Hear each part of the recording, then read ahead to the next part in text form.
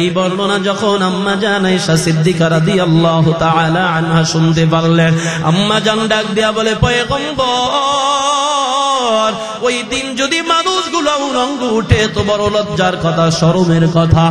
একজন আর লজ্জাস্থান আর একজন দেখবে এটা কেমন কথা, এমন কেন হলো? আল্লাহর নবী ডাক দিয়া কয়, আয়েশা রে, ওই দিনের অবস্থাটা তো দুনিয়ার সাধারণ দিনের মতো হবে না রে আয়েশা।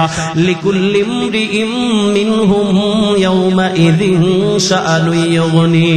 আল্লাহর নবী ডাক দিয়া কয়, আয়েশা জানো, ওই দিন এমন একটা ভয়ঙ্কর অবস্থা হবে, লজ্জা স্থানের দিকে তাকাবে তো দূরের কথা, একজনের দিকে আর একজন তাকানোর মতো চিন্তাই করতে পারবে না।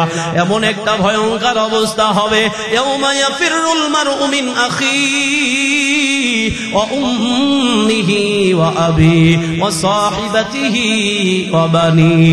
এক কথায় দুনিয়ার কোন মানুষ মানুষের কথা স্মরণ রাখতে পারবে না। আল্লাহর নবী ডাক দেয়া কয়, আয়েশা শোনো, ওই দিন আদম থেকে শুরু করে ঈসা পয়গম্বর পর্যন্ত সমস্ত নবীরা শুধু নাফসি নাফসি বলে চিল্লাবে, মানুষ তো পরের কথা। আম্মা জান আয়েশা রাদিয়াল্লাহু তাআলা আনহা এই সুযোগে প্রশ্ন করল, ও পয়গম্বর, নবীরা যদি নাফসি নাফসি বলে চিল্লায়, আপনি নবী ওই দিন কি করবেন? আল্লাহর নবী চোখের পানি ছেড়ে কান্না করে আর বলে, আয়েশা জানো, ওই দিন আদম বলবে নাফসি নাফসি, মূসা নবী বলবে নাফসি নাফসি, সমস্ত নবীরা বলবে নাফসি নাফসি, একমাত্র আমি মুহাম্মাদুর রাসূলুল্লাহ আল্লাহর তাআলার আরশের নিচে মাকামে মাহমুদের নিচে সিজদায় পড়ে যাব আর চিল্লা বলবো, রব্বি হাবলি উম্মতি ইয়া উম্মতি ইয়া উম্মতি, আয় আল্লাহ আমার উম্মত, আমার উম্মত, আমার উম্মতের কি হবে? আমি তো উম্মতের চিন্তায় বড় পেরেশান হয়ে যাব। এ এলাকার মুসলমান, আল্লাহর নবী বলে, আয়েশা জানো, ওই দিন হাসরের ময়দানে মানুষগুলো যখন উঠে যাবে, উলঙ্গ উঠবে, খাতনাবিহীন অবস্থায় উঠবে, পায়ের মধ্যে কোনো জুতা থাকবে না। আল্লাহ তাআলা বলবেন, এই হাসরবাসীর দল, এই ময়দানে তোমাদেরকে 50,000 বছর দাঁড়ায় থাকুন লাগবে। কেমনে দাঁড়ায় থাকবা জানো? ওই দিন দুই পায়ের তালুর নিচে যতটুকু জায়গা থাকবে, এর থেকে 1 ইঞ্চি জায়গা আল্লাহ কোনো মানুষকে দিবে না। ওদিকে আল্লাহ ডাক দেয়া বলবে, শুরু জুড়ে আয়, আর দূরে থাকার সময় নাই, তাড়াতাড়ি করে নিকটে চলে আয়, বেঈমানদের মাথার নিকটে চলে আয়, তাড়াতাড়ি করে মুখগুলা ঘুরাইয়া তাপ দিতে শুরু কর। আল্লাহ বলবে, আয়েশা রে, ওই দিন সূর্যের তাপের কারণে বেঈমানদের মাথার মগজগুলা টকবক টকবক করে ফুটতে থাকবে। এ আয়েশা, জমিনটা পুরে তামা হয়ে যাবে, মানুষগুলা অস্থির পেরেশান হয়ে যাবে, আর হাসরের ময়দানে দাঁড়ায় থাকুন যায় না রে আল্লাহ। সমস্ত মানুষ দৌড় মেরে চলে যাবে বাবা আদমের কাছে, ও বাবা আদম, আর হাসরের ময়দানে দাঁড়ায় থাকতে পারি না। তাড়াতাড়ি করে আপনি আল্লাহর কাছে সুপারিশ করেন, আল্লাহ যেন বিচার কার্যটা শুরু করে দেয়। তো দেওয়ানা ছিল, আল্লাহ তাআলা আয়াত নাজিল করে দেয়, ওয়ালা সাওফা ইউতিকা রাব্বুকা ফাতারদা। আল্লাহ জানায় দেয়, পয়গম্বর, আমি আপনাকে অচিরেই সন্তুষ্ট করব, খুশি করব, আপনি যা চাইবেন আমি আল্লাহ আপনাকে তাই দিয়া খুশি করব। এই কথা যখন আমার নবী শুনলো, আমার নবী কেমন যেন ফুফায়া ফুফায়া কান্না করে। আল্লাহ তাআলা ডেকে বলে, জিবরাইল, তাড়াতাড়ি করে চলে যাও, আমার বন্ধুর কাছ থেকে খবর নিয়ে আসো। আমি বন্ধুকে খুশির সংবাদ শুনাইলাম, বন্ধু কেন কান্না করে? বন্ধু তো হাসার কথা, বন্ধু কেন কান্না করে? মুহূর্তের মধ্যে জিবরাইল এসে হাজির হয়ে গেল। জিবরাইল আইসা কয়, পয়গম্বর, আপনাকে তো আল্লাহ খুশি করবে, খুশির সংবাদ শুনাইছে, কেন কান্না করেন? জিবরাইল ডাক দেয়া কয়, আল্লাহর নবী ডাক দেয়া বলে, ও জিবরাইল, আল্লাহ আমারে কি দিয়া খুশি করবে বলো? আমি দুনিয়ার সম্পদ চাই না, সম্মান চাই না, ক্ষমতা চাই না, আমি চাই আমার উম্মতের ক্ষমা। বলো আমার উম্মতের কি হবে? আমার উম্মতের চিন্তায় তো আমার আর কিছুই ভালো লাগতেছে না। আমি দুনিয়ার সম্মান সম্পদ ক্ষমতা দিয়ে কিছুই করব না। আমি চাই আমার উম্মতরে কিভাবে ক্ষমা করানো যায়। এই কথা শুনে জিবরাইল আল্লাহর কাছে চলে গেল, খবর নিয়ে চলে আসলো।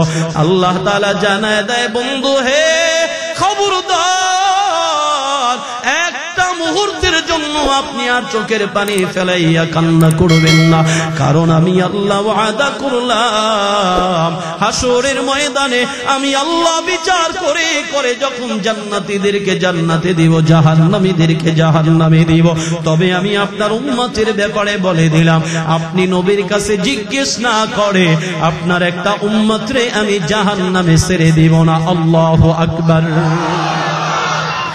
আল্লাহ তাআলা মানুষকে উদ্দেশ্য করে বলে, হে মানুষ, যখন তোমাদের গুনাহের সংখ্যা বেড়ে যাবে আমি আল্লাহ তোমাদের উপরে মুসিবত, বিপদ আপদ, বিপর্যয় চাপায়া দিব। কেন দিব জানো?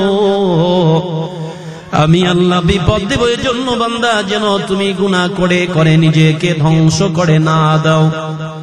এ গোলাম, আমি আল্লাহ বিপদ দেই কারণ দুনিয়ার জমিনে সামান্য শাস্তি দিয়ে আমি আল্লাহ তোমাকে সামান্য শাস্তি ভোগ করাইয়া আবার তোমাকে খারাপ মানুষটারে, পথহারা মানুষটাকে আমি আল্লাহ সঠিক পথের সন্ধানী বানায়া দিই। এলাকার মুসলমান দেখবেন মানুষ যখন বিপদে পড়ে তখন আল্লাহকে বেশি ডাকে, কি বলেন ঠিক কিনা? আল্লাহ মানুষের পরিচয় দেয়, চার শ্রেণীর মানুষ দুনিয়ার মধ্যে আছে। আল্লাহ বলেন, وَمِنَ النَّاسِ مَن يَعْبُدُ اللَّهَ عَلَى حَرْفٍ فَإِنْ أَصَابَهُ خَيْرٌ اطْمَأَنَّ بِهِ وَإِنْ أَصَابَتْهُ فِتْنَةٌ انقلب على وجهه।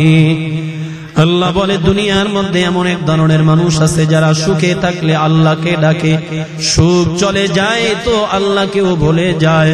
এমনকি ওই মানুষগুলো আল্লাহকে গালি দিতেও একটা মুহূর্ত দেরি করে না। আছে না নাই? দেখবেন এই গালি দেওয়ার মধ্যে বিশেষ করে মহিলারা ফার্স্ট।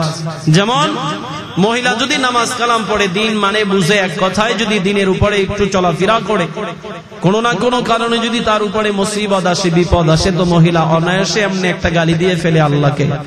কয়, আমি নামাজ পড়ি, রোজা করি, হজ যাকাত সব ঠিকভাবে করি, কিন্তু তারপরেও আল্লাহ আমার উপরে এত বিপদ চাপায় কেন দেয়? কেন আল্লাহ কি দুনিয়ায় আমার ছাড়া অন্য কাউরে চোখে দেখে না? কি বলেন? বলে কি বলেন? এলাকার মুসলমান আল্লাহ বলি, গোলাম, দুনিয়ার মধ্যে এমন এমন মানুষ আছে যারা সুখে থাকলে আল্লাহকে ডাকে, সুখ চলে যায় আল্লাহকেও ভুলে যায়।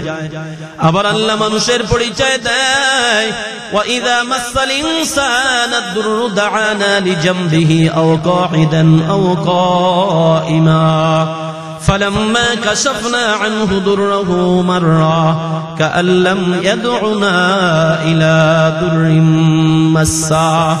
আল্লাহ বলেন, মানুষের মধ্যে আবার এমন এক ধরনের মানুষ আছে যারা বিপদে পড়লে আল্লাহকে ডাকে, বিপদে পড়লে এতদিন নামাজ পড়ে নাই, বিপদে পড়ছে তো প্রথম কাতারের মুসল্লি হয়ে গেছে, বিপদে পড়ছে এতদিন ফরজ পড়ে নাই, এখন তাহাজ্জুদের নামাজও পড়ে, বিপদে পড়ছে এতদিন রমজান মাসের রোজা রাখে নাই, এখন নফল রোজাও রাখে, বিপদ চলে যায় আবার আল্লাহকে ভুলে যায়। এর বাস্তব প্রমাণ হলো আমাদের থেকে চলে যাওয়া করোনা। ঠিক না? করোনার সময় মুসল্লি বাড়ছে না কমছে? এলাকার মধ্যে যখন এই দেশের মধ্যে করোনার সরাসরি, মানুষের দিলের ভিতরে ভয়, সকলের দিলের ভিতরে একটা আতঙ্ক কাজ করলো, না জানি গজবে ধরে ফেলে। এজন্য সবাই সব কিছু ছেড়ে মসজিদ মুখী হয়ে গেছে। এমন অবস্থা, মসজিদে গিয়া নামাজের জন্য জায়গা পাওয়া যায় নাই। যারা 5 ওয়াক্ত মুসল্লি ছিল এরা সবার পিছনে ছিল, বেনামাজি গুলার সামনের কাতারের মুসল্লি। এই বাবা, করোনাও চলে গেল, বাটপার মুসল্লিও বিদায় হয়ে গেল, ঠিক কিনা? আল্লাহ বলে, খসিরাত দুনিয়া ওয়াল আখিরাহ, তাদের দুনিয়াও বরবাদ, আখিরাতও বরবাদ। এজন্য আল্লাহ বলে, গোলাম আমারই ভয় কর, যার দিলের ভিতরে আল্লাহ তাআলার ভয় থাকবে সে কোনোদিন বিপদগামী হতে পারে না। যার দিলের ভিতরে আল্লাহর ভয় থাকে সে পথভ্রষ্ট হতে পারে না। এজন্য আল্লাহ বলে পয়গম্বর আপনি ওই দিনের কথা স্মরণ করুন যেই দিনটা এমন হবে, প্রকম্পিত হবে, ভূমিকম্প হবে। বলে এমন ভূমিকম্প হবে যেমন তুরস্কের জমিনে ভূমিকম্প হয়েছে, শুধু ওই দেশের জমিন কাঁপছে। এই বাংলাদেশের মানুষ এই ভূমিকম্পের কোনো টের পায় নাই, নিউজের মাধ্যমে জানতে পাইছে। আল্লাহ বলে গোলাম জানো আমি আল্লাহ যেদিন এই ভূমিকম্পটা শুরু করে দিব, এক কথায় গোটা পৃথিবীটা ধরে একটা ঝাঁকুনি মারব, গোটা পৃথিবীর মধ্যে ভূমিকম্প শুরু হয়ে যাবে। ঠিক কিনা? কেমন হবে ওই দিনের অবস্থা? এলাকার মুসলমান নবী জানায় হে উম্মত, আল্লাহ তাআলা একজন আর দুইজন নয় অসংখ্য অগণিত ফেরেশতা বানাইছে। এর মধ্যে চারজন উল্লেখযোগ্য ফেরেশতা জিবরাইল, মিকাইল, ইসরাফিল, আজরাইল।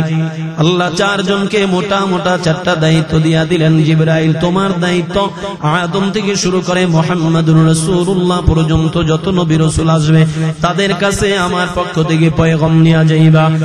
এই জিবরাইল তোমার দায়িত্ব পেয়ে গেলা, চলে যাও। মিকাইল তোমার দায়িত্ব হলো দুনিয়ার জমিনে যেখানে যতটুকু আলো বাতাস বৃষ্টির প্রয়োজন করে দিবা। এই ইসরাফিল তোমার দায়িত্ব একটা বাঁশি নিয়ে দাঁড়ায় থাকো, অর্ডার করব তুমি ফুৎকার দিবা, আর ওই ফুৎকারের সাথে সাথে জমিনের মধ্যে ভূমিকম্প হয়ে যাবে। আজরাইল তোমার দায়িত্ব হলো দুনিয়ার জমিনে যেখানে যার মানুষের যেই মানুষের হায়াত আমি আল্লাহ নির্ধারণ করে দিয়েছি, যার যখন সময় শেষ হয়ে যাবে আমি আল্লাহ তাআলার অর্ডারে তার মরণ ঘন্টারের বাজায়া দিবা। আল্লাহ তাআলা দায়িত্ব দিয়া ছেড়ে দিলেন, যাও যার যার দায়িত্ব পালন করো। এদিকে ইসরাফিল আলাইহিস সালামকে আল্লাহ দায়িত্ব দিলেন তিনটা ফুৎকার দেওয়ার জন্য। ইসরাফিল আমি আল্লাহ অর্ডার করব, আমি আল্লাহ অর্ডার করার পরে প্রথম ফুৎকারটা লাগাইয়া দিবা। আল্লাহ তাআলা এক সময় ইসরাফিলকে অর্ডার করবেন, ইসরাফিল ফুৎকারটা শুরু করে দাও। ইসরাফিল যখন প্রথম সিংহায় ফুৎকারটা দিবে ওই কথাটাই আল্লাহ সূরা জিলজালের মধ্যে বলে, ইযা জুলজিলাতিল আরদু জিলজালাহা। একদিকে ইসরাফিলের ফুৎকারের আওয়াজ, অন্যদিকে গোটা পৃথিবীটার মধ্যে জালজালা শুরু হয়ে যাবে, ভূমিকম্প শুরু হয়ে যাবে। কেমনে হবে জানো হে মানুষ? আল্লাহ বলেন, ইযা রুজ্জাতিল আরদু রাজ্জা ওয়া বুসাতিল জিবালু বাসা। দুনিয়ার ভূমিকম্প হয়, দুনিয়ার জমিন কাঁপে, কিন্তু পাহাড়ের কিছুই হয় না। আল্লাহ বলে এমন জোরে এমন প্রবল বেগে ভূমিকম্পটা হবে, বলে ওই যে বড় বড় পাহাড়গুলা দেখতেছো ভেঙ্গে চুরে খান খান হয়ে যাবে, স্থির থাকতে পারবে না। দুনিয়ার অবস্থাটাও বড় করুণ হয়ে যাবে। আল্লাহ বলেন, ইদাস সামাউ ফাতারাত ওয়া ইদাল কাওয়াকিবু তাসারাত ওয়া ইদাল বিহারু ফুজ্জিরাত। ইসরাফিলের ফুৎকারের আওয়াজের সাথে সাথে আসমান বিদীর্ণ হয়ে যাবে, চন্দ্র সূর্য খুলে খুলে পড়ে যাবে, সমুদ্র থেকে জলস্রোত সেই সব কিছু একাকার করে দিবে। আল্লাহ তাআলা বলে, হে মানুষ তোমাদের অবস্থা কেমন হবে জানো? আল্লাহ তাআলা বলেন, ফাইদা বারিকাল বাসারু ওয়া খাসাফাল কমার ওয়া জুমিআশ শামসু ওয়াল কমার ইয়াকুলুল ইনসানু ইয়াওমা ইযিন আইনাল মাফার। আল্লাহ তাআলা জানায় দেয়, গোলাম একদিকে আমার ইসরাফিলের আওয়াজ, অন্যদিকে মানুষের চোখগুলা অন্ধ হয়ে যাবে, সানা পড়ে যাবে, কোনো মানুষ চোখে দেখবে না, চন্দ্র সূর্য একাকার হয়ে যাবে, আলো দিতে পারবে না। মানুষগুলা দিক বেদিক হয়ে দৌড়াদৌড়ি শুরু করবে, ছোটাছুটি করবে, পালানোর জন্য চেষ্টা করবে, ভেগে যাওয়ার জন্য চেষ্টা করবে। ইয়াকুলুল ইনসানু ইয়াওমা ইযিন আইনাল মাফার। মানুষ দৌড়াবে আর বলবে কোথায় পালাবো, কোথায় ভেগে যাব। পালানোর কোনো জায়গা নাই, ভেগে যাওয়ার কোনো সুযোগ নাই, যেদিকেই তাকাই সেদিকেই একই হালাত।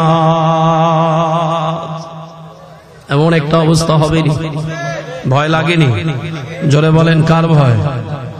এই কার ভয়? মনে করেন এখন এই ফুৎকারটা শুরু হয়ে গেছে, অবস্থাটা কেমন হতে পারে? এটাই তো আল্লাহর ভয়। কি বলেন?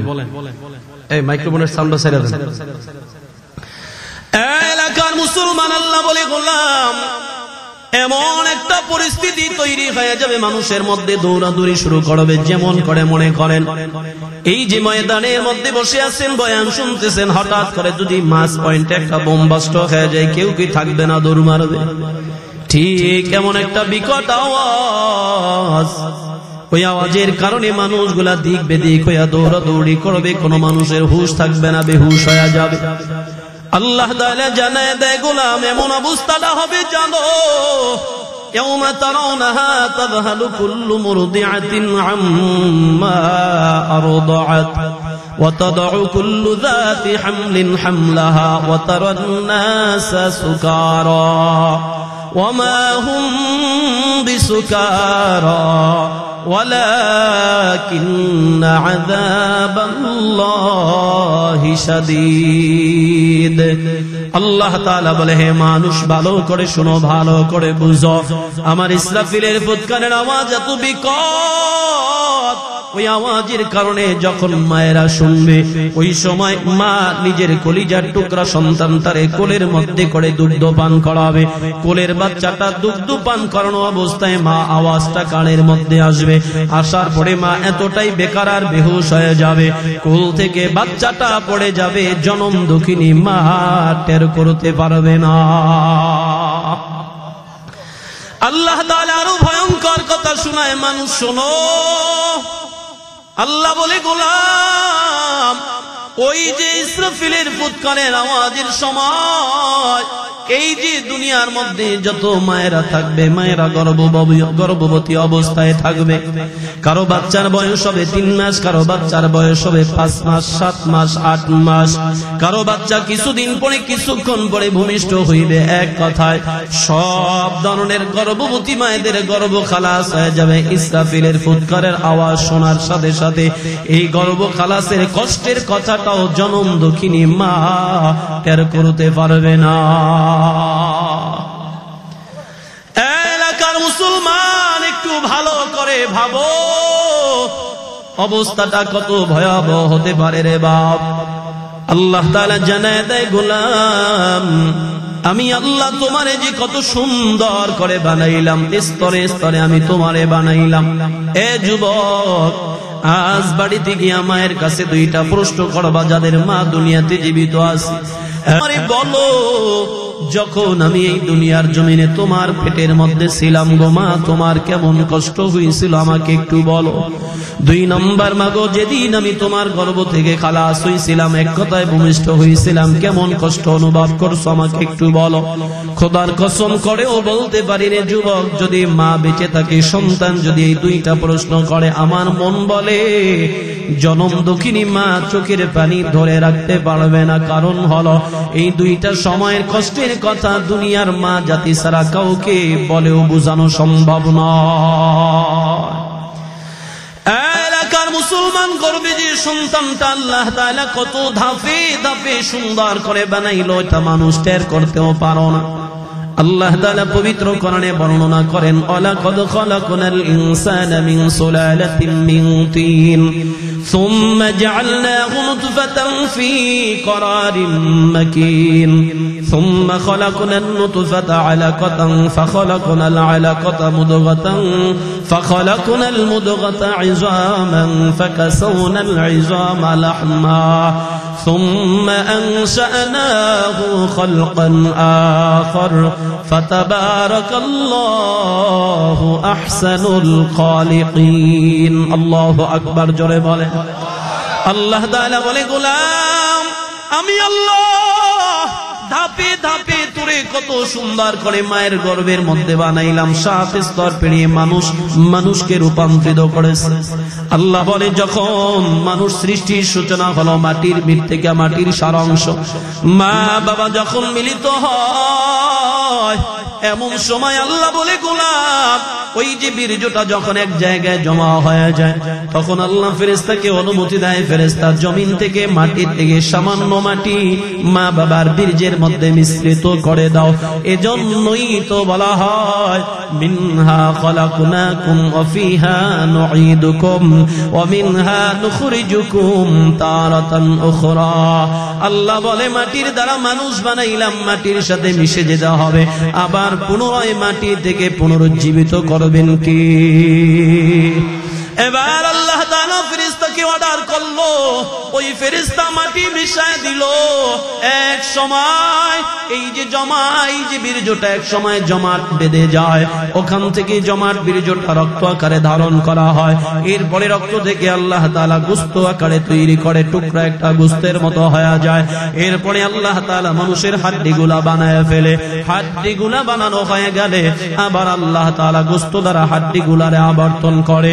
মোটামুটি দেহ আকারে তৈরি হয়ে যাওয়ার পর এখন আল্লাহ তাআলা রূহ নামক দৌলতটা বান্দার ভিতরে দিয়া দেয়। এতদিন মায়ের গর্ভের মধ্যে বীর্য মা জানে, কিন্তু মায়ের তেমন কষ্ট হয় না। মায়ের গর্ভের মধ্যে আমি জমাট রক্ত ছিলাম, মা জানলেও মায়ের তেমন কষ্ট নাই। মায়ের গর্ভের মধ্যে আমি গোশত আকারে ছিলাম, মা জানে কিন্তু কষ্ট নাই। যখন আল্লাহ তাআলা তোমার আমার দেহের ভিতরে রূহ নামক দৌলতটা দিয়া দিল, আমি আর তুমি মায়ের গর্ভে থাকা অবস্থায় কখনো কখনো মায়ের গর্ভের মধ্যে হাতের দ্বারা ঘুষা মেরেছিলাম। জনম দুঃখিনী মা ব্যথার কারণে কষ্টের কারণে চোখের বাড়ি ছেড়ে কান্না শুরু করে দিয়েছে। ওই মা ডেকে ডেকে বলে, রে বাবা আমি মাকে কত কষ্ট দিছ, আমি মায়ের গর্ভের মধ্যে থাকা অবস্থায় পায়ের দ্বারা লাথি মারছো, আমি মা ঘুমের মধ্যে ছিলাম, ঘুম ভেঙে গেল, কত কষ্টই না আমি তোমার জন্য করলাম। ওই মা বলে, রে হে বাবা তোমার জন্য আমি কত কষ্ট করেছি জানো? যেদিন আমার প্রসব বেদনা শুরু হয়ে যায় ওই দিনের কষ্টের মতো আমার পৃথিবীতে এমন কষ্ট আমি কোনোদিন অনুভব করি নাই। ওই মা স্বামী থেকে বিদায় নেয়, স্বামী আমার বিদায় দাও। আমার মন বলে আমি আর এই দুনিয়াতে বেশিক্ষণ বাঁচব না, কারণ হলো এত কষ্ট আমার জীবনে আমি কোনোদিন অনুভব করতে পারি নাই। স্বামী সান্ত্বনা দেয়, ও বিবি কেন কান্না করো, তোমার তো খুশির সংবাদ, সুখের সংবাদ, কিছুক্ষণ পরেই তো তোমার কুলজোরে সন্তান আসবে, তুমি তো হাসবা, কেন কান্না করো? ওই মা ডেকে ডেকে বলে, স্বামী আমার দেখেন না কত মা হসপিটালের বেডের মধ্যে লাশ হয়ে পড়ে থাকে সন্তান ভূমিষ্ঠ করাইতে গিয়া। আমারও মন বলে যে এই পরিমাণ কষ্ট অনুভব হচ্ছে, মনে হয় আমি আর বাঁচবো না। ও স্বামী বিদায় দাও। এলাকার মানুষের কাছ থেকে আপনজনদের থেকে কান্না করে করে করে করে বিদায় নেয়। এরে বাবা তারপর তোমার আমার অমঙ্গল কোনোদিন মা বাবা চায় নাই রে বাপ। এ আল্লাহর বান্দা, আমি ওই রাজশাহী হসপিটালের একটা ঘটনা শুনেছিলাম। গর্ভের মধ্যে সন্তান মায়ের যখন প্রসব বেদনা শুরু হয়ে যায়, মা বাচ্চা ভূমিষ্ঠ হয় না, কষ্ট বেড়েই চলছে। হঠাৎ করে ডাক্তারের কাছে নিয়ে যাওয়া হলো। ডাক্তার পরামর্শ দিল, পরীক্ষা নিরীক্ষা করে, কয় যদি সন্তান বাঁচাতে চাও তো মা বাঁচবে না, মা বাঁচালে সন্তান বাঁচবে না। কি সিদ্ধান্ত নেন তাড়াতাড়ি বলেন। যারা অভিভাবক ছিল তারা বলল, আমরা সন্তান চাই না, মা চাই। আমাদের যদি এই মা বেঁচে থাকে, গাছ বেঁচে থাকলে ফলের আশা করা যায়।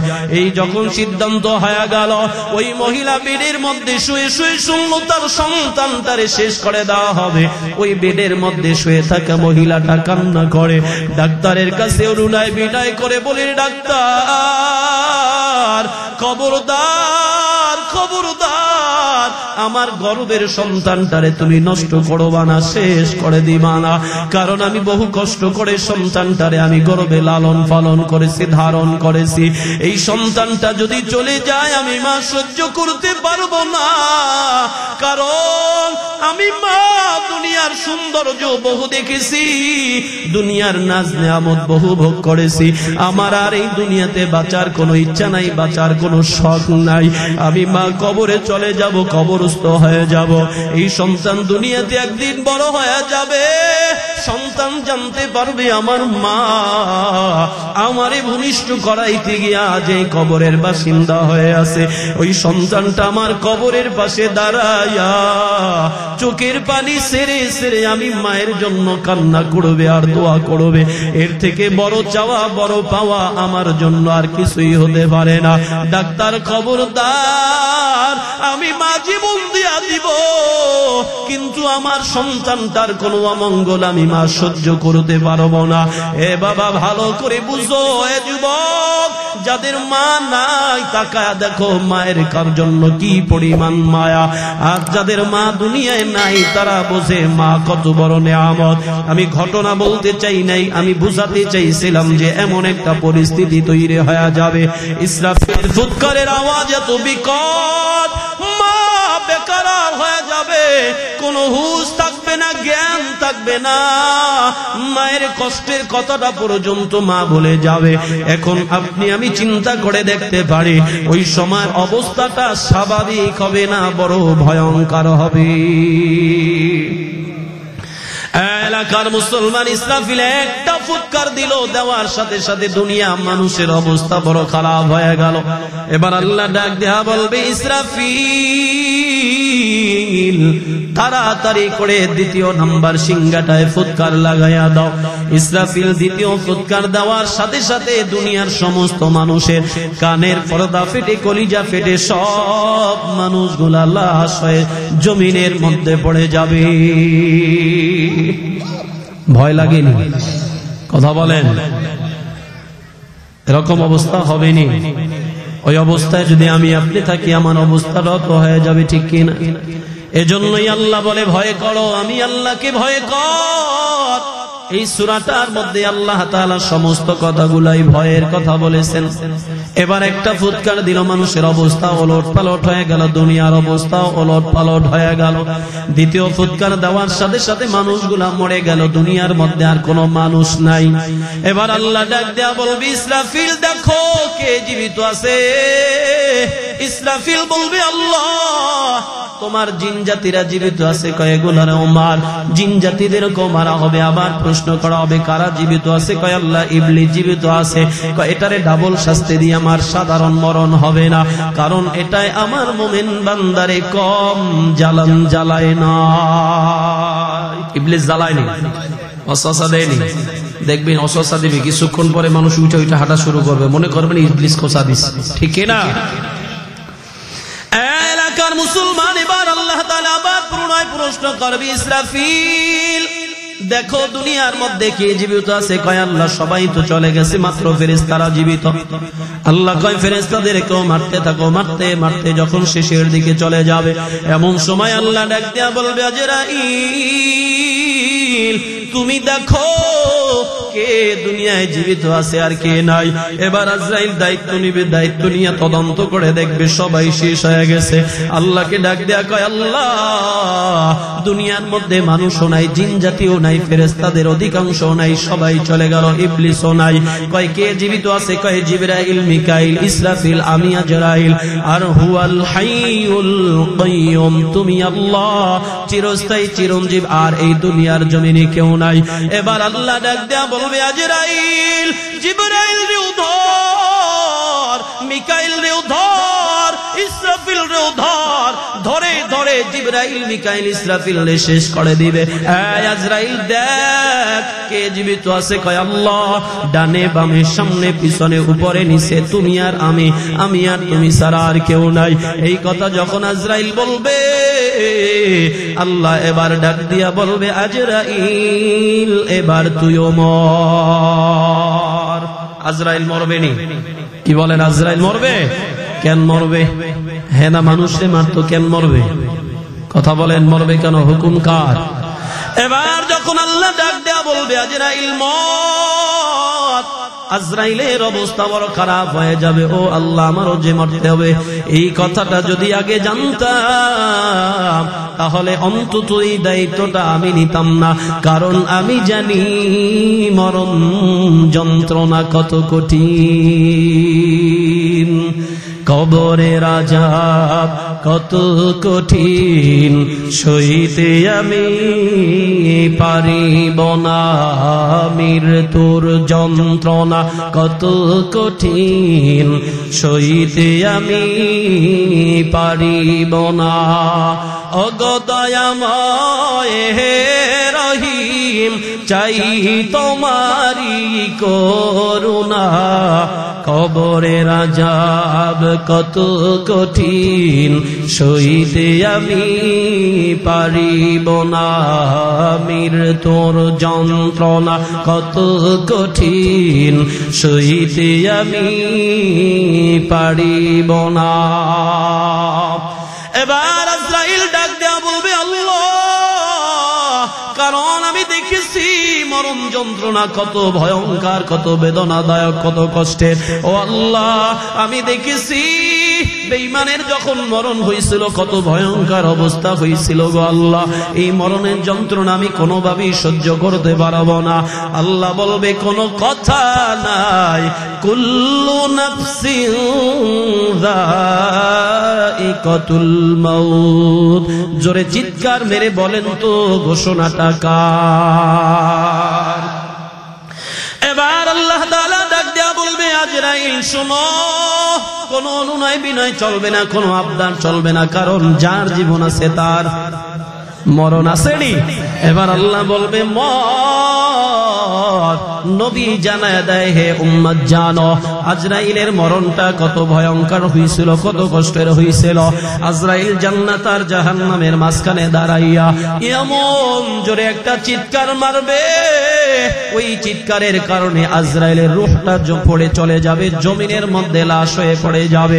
আল্লাহর নবী কয় উম্মত শুনো, আজরাইলের ওই চিৎকারের আওয়াজটা যদি দুনিয়ার কোনো মানুষ শুনতো, তাহলে ইসরাফিলের ফুৎকারের আওয়াজের দ্বিতীয়বারের দরকার হতো না। এলাকার মুসলমান প্রথম মানুষ চলে গেল, জিন ইবলিস ফেরেশতারা চলে গেল, জিবরাইল মিকাইল ইসরাফিল আজরাইল চলে গেল। এবার আপনারা বুঝে থাকলে বলুন তো একমাত্র কে আছেন? আরো জোরে আওয়াজ করে বলেন, কুল্লু মান আলাইহা ফান ওয়া ইয়াবকা ওয়াজহু রাব্বিকা যুল জালালি ওয়াল ইকরাম।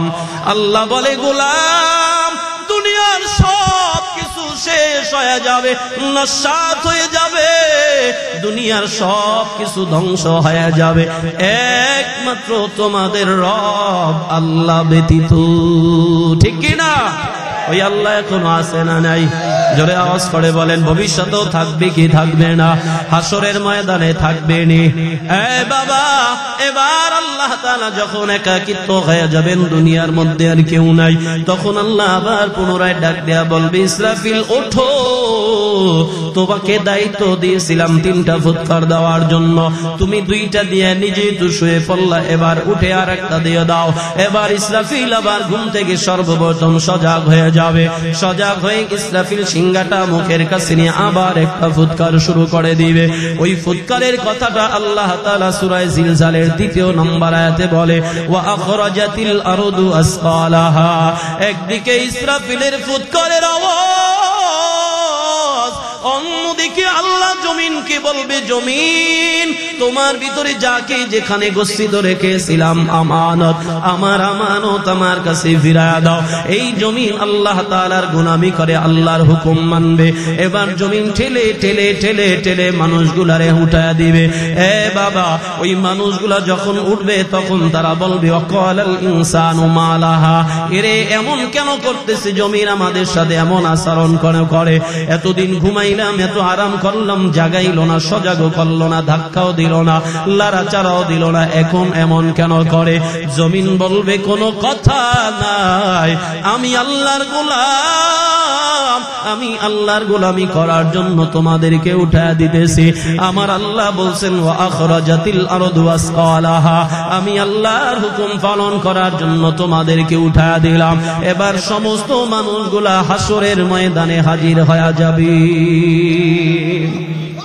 এলাকার মুসলমান এবার হাসরের ময়দানে সমস্ত মানুষগুলা উঠে যাবে।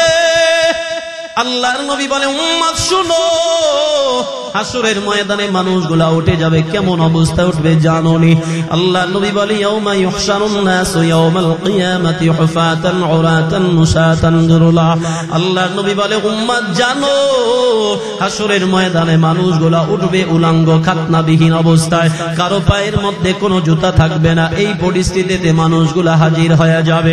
এই বর্ণনা যখন আম্মা জান আয়েশা সিদ্দিকা রাদিয়াল্লাহু তাআলা আনহা শুনতে পারলেন, আম্মা জান ডাক দিয়া বলে পয়গম্বর, ওই দিন যদি মানুষগুলো উলঙ্গ উঠে তো বড় লজ্জার কথা, শরমের কথা। একজন আর লজ্জাস্থান আর একজন দেখবে, এটা কেমন কথা, এমন কেন হলো? আল্লাহর নবী ডাক দিয়া কয় আয়েশা রে, ওই দিনের অবস্থাটা তো দুনিয়ার সাধারণ দিনের মতো হবে না রে আয়েশা। লিকুল্লি ইমরিইম মিনহুম ইয়াউমা ইযিন শাআনু ইউগনি। আল্লাহর নবী ডাক দিয়া কয় আয়েশা জানো, ওই দিন এমন একটা ভয়ঙ্কর অবস্থা হবে, লজ্জা স্থানের দিকে তাকাবে তো দূরের কথা, একজনের দিকে আর একজন তাকানোর মতো চিন্তাই করতে পারবে না। এমন একটা ভয়ঙ্কর অবস্থা হবে। ইয়াউমা ইয়াফিরুল মারউ মিন আখিহি ওয়া উম্মিহি ওয়া আবি ওয়া সাহিবাতিহি ওয়া বানি। এক কথায় দুনিয়ার কোন মানুষ মানুষের কথা স্মরণ রাখতে পারবে না। আল্লাহর নবী ডাক দেয়া কয় আয়েশা শোনো, ওই দিন আদম থেকে শুরু করে ঈসা পয়গম্বর পর্যন্ত সমস্ত নবীরা শুধু নাফসি নাফসি বলে চিল্লাবে, মানুষ তো পরের কথা। আম্মা জান আয়েশা রাদিয়াল্লাহু তাআলা আনহা এই সুযোগে প্রশ্ন করল, ও পয়গম্বর, নবীরা যদি নাফসি নাফসি বলে চিল্লায়, আপনি নবী ওই দিন কি করবেন?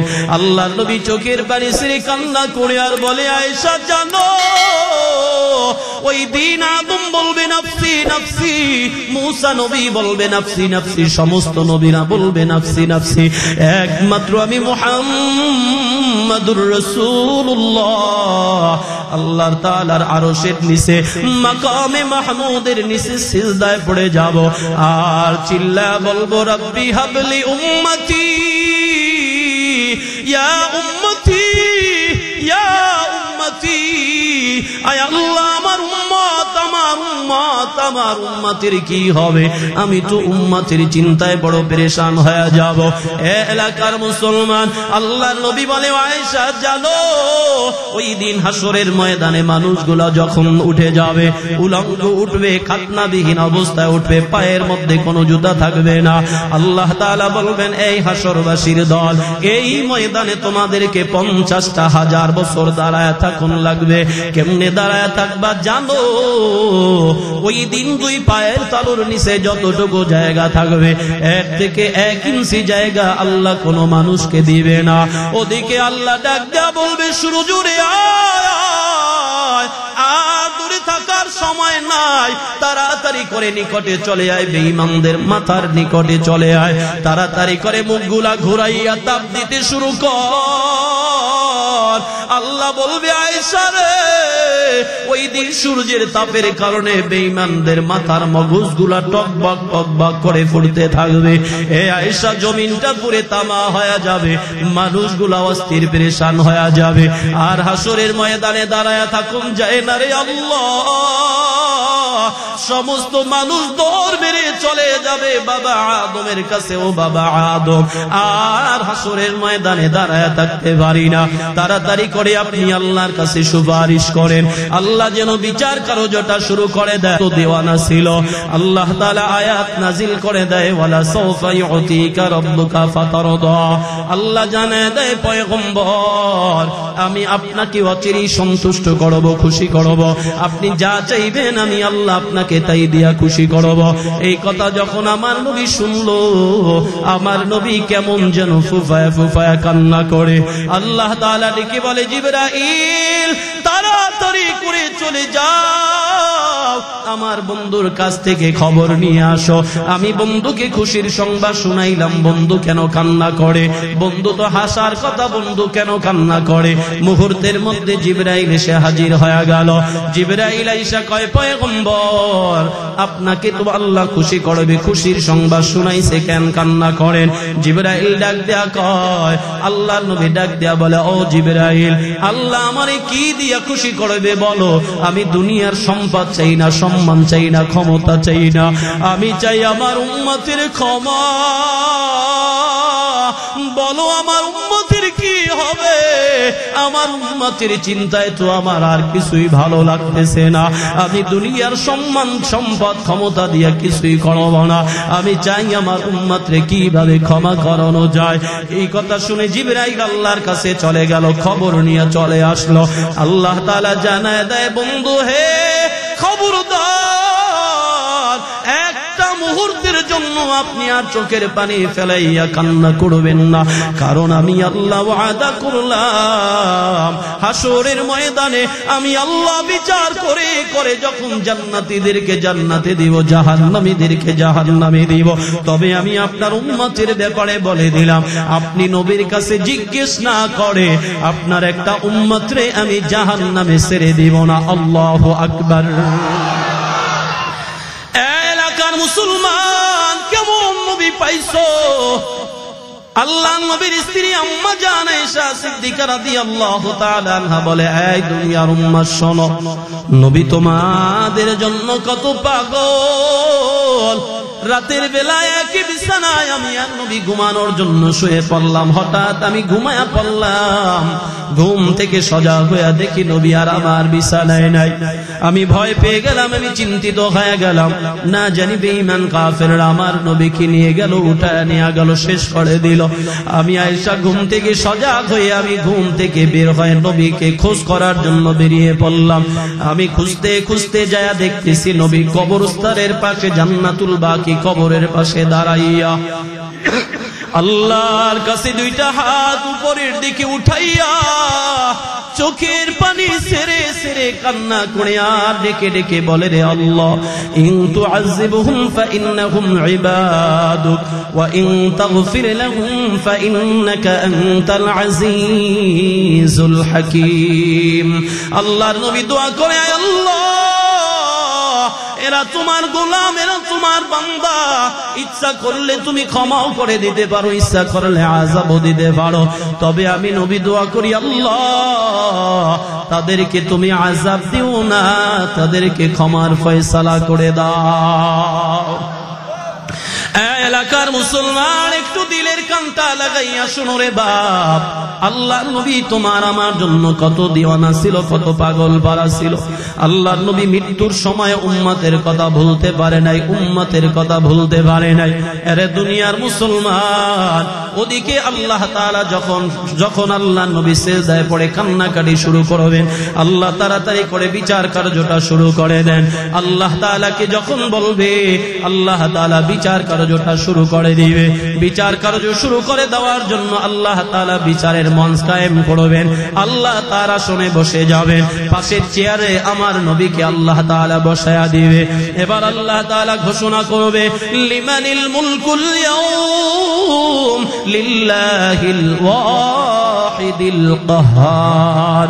আল্লাহ তাআলা কাহ্হারিয়া জারু করে দিবেন। আল্লাহ তাআলা ঘোষণা করে দিবেন, এ হাসরবাসীর দল, তোমরা আলাদা হয়ে যাও, দুইটা ভাগ হয়ে যাও, তোমরা আলাদা হয়ে যাও। নেককাররা তোমরা ডান দিকে চলে যাও, এই বেঈমানেরা তোমরা বাম দিকে চলে যাও। নেককাররা ডান দিকে চলে যাবে, বেঈমানেরা বাম দিকে চলে যাবে। এবার আল্লাহ তাআলা সর্বপ্রথম আমল নামাগুলা দিতে শুরু করবে। আমল নামা যখন দিবে, কেউ ডান হাতে পাবে, আবার কেউ বাম হাতে পাবে। যারা ডান হাতে পাবে তাদের ব্যাপারে আল্লাহ বলে, ফাআম্মা মান উতিয়া কিতাবাহু বিয়ামিনিহি ফাসাউফা ইউহাসাবু হিসাবান ইয়াসীরা। আল্লাহ ডাক দেয়া বলবে, ডান হাতে আমল নামা পাওয়ালা বান্দারে, যা তাড়াতাড়ি করে চলে যাও, তোমাদের কোনো হিসাব হবে না, তোমাদের কোনো আমলনামা পরেও শোনাতে হবে না। যাও, আমি আল্লাহ তোমাদের জন্য জান্নাতের ব্যবস্থা করে রাখলাম, তাড়াতাড়ি করে তোমরা জান্নাতের দিকে চলে যাও। আবার কাউকে বাম হাতে আমলনামা দিবে, তবে বাম হাতে আমলনামাটা সামন দিক থেকে দিবে না, পিছন দিক থেকে দিবে, অপমানিত করে লাঞ্ছিত করে দিবে। আল্লাহ তাআলা আমলনামা যার যারটা তার কাছে পৌঁছাইয়া আল্লাহ তাআলা ডাক দিয়া দিয়া বলবে, ইকরা কিতাবাকা কাফা বিনাফসিকাল ইয়াউমা আলাইকা হাসিবা। আল্লাহ বলবেন, পড়ো হে হাসুরবাসীর দল, যার যার আমলনামা শেষে পড়ো, পইরা পইরা বিচার করো, কে জান্নাতি কে জাহান্নামী তোমরাই পড়বা, তোমরাই বিচার করবা। আমিও পড়ব না, আমার ফেরেশতারাও পড়বে না, তোমাদেরটা তোমরা পড়ে তোমরাই বিচার করে ফেলো। এবার ডান হাতে যারা আমলনামা পাবে তারা তোলা পাবে আর বলবে, আল্লাহ আমাদের আমলনামাটা আমরা পড়ি, তুমি একটু শোনো। আল্লাহ বলবে, তোদের আমলনামা পড়ারও দরকার নাই, শোনারও দরকার নাই, কারণ তোরা তো গোল্ডেন এফেলাসে পাস করেছো। যাও, তাড়াতাড়ি করে তোমরা জান্নাতের দিকে চলে যাও।